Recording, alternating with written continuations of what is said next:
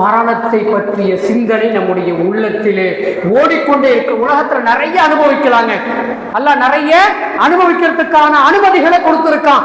சம்பாதிக்க வேணாம்னு சொல்லல, நீங்க கார்ல போக வேணாம்னு சொல்லல, பங்களாவில வாழ வேணாம்னு சொல்லல, மனைவி மக்களை சந்தோஷமா வச்சிருக்க, மனைவி மக்கள் சந்தோஷமா இருக்க வேணாம் என்று சொல்லவில்லை. எல்லாவற்றையும் அனுபவியுங்கள், ஆனால் மரண சிந்தனையோடு அனுபவியுங்கள். மரண சிந்தனையோடு அனுபவியுங்கள் என்றுதான் வல்ல ரஹ்மான் ஹக்கு சுப்ஹானஹு வ தஆலா நம்மவர்களுக்கு சொல்லித் தருவதை நாம் பார்க்கிறோம். பெருமானார் ஸல்லல்லாஹு அலைஹி வஸல்லம் பண்ணவங்க அந்த மரண சிந்தனையோடு வாழணும் அப்படின்னா நம்ம என்ன செய்யணும் அப்படிங்கிறத சொல்றாங்கன்னா ஒரு செய்தியை சொல்லி கொடுக்கறாங்க பாருங்க. தரத்து ஃபீக்கும் வாஇதைனி, தரத்து ஃபீக்கும் வாஇதைனி, ரெண்டு உபதேசங்களை நான் உங்களுக்கு விட்டு செல்லுகிறேன். இந்த ஒட்டுமொத்த உலக மக்களை பார்த்து சொல்றாங்க. அது உம்மத்தே முஹம்மதியாவாக இருந்தாலும் சரி, உம்மத்தே முஹம்மதியாவை ஏற்றுக்கொள்ளாத மற்ற கலாச்சாரங்களில் இருப்பவராக இருந்தாலும் சரி, அவர்கள் எல்லோருக்குமான ஒரு வார்த்தையாக, ஒரு அற்புதமான வார்த்தையாக சொல்றாங்க. தரத்து ஃபீக்குமுல் வாஇதைனி, ரெண்டு உபதேசிகளை நான் உங்களிடத்திலே விட்டு போகிறேன்.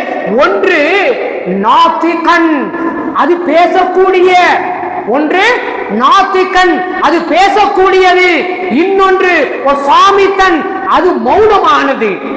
ரெண்டு உபதேசி, ஒன்று பேசும், ஒன்று மௌனமாக இருக்கும். சஹாபாக்கள் கேட்கிறாங்க, யார சொல்லலாம், அது என்ன ஒன்று பேசுங்கிறீங்க ஒன்று மௌனமா இருக்குங்கிறீங்களே, என்ன அது?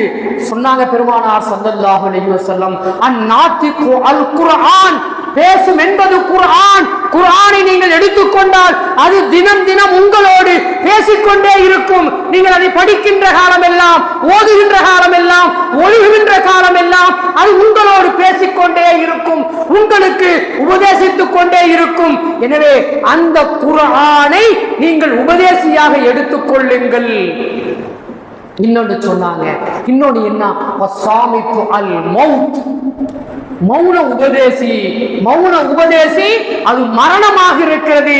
மரணத்தை நீங்கள் நினைவு கூர்ந்து கொண்டே இருங்கள்.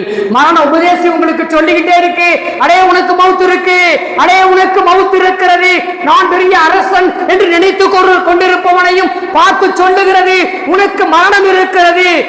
நிதியமைச்சரா இருப்பவனையும் பார்த்து பெரிய நிதி வச்சிருக்கேன்னு நினைக்கிறியா நீ, உனக்கு மரணம் இருக்கிறது.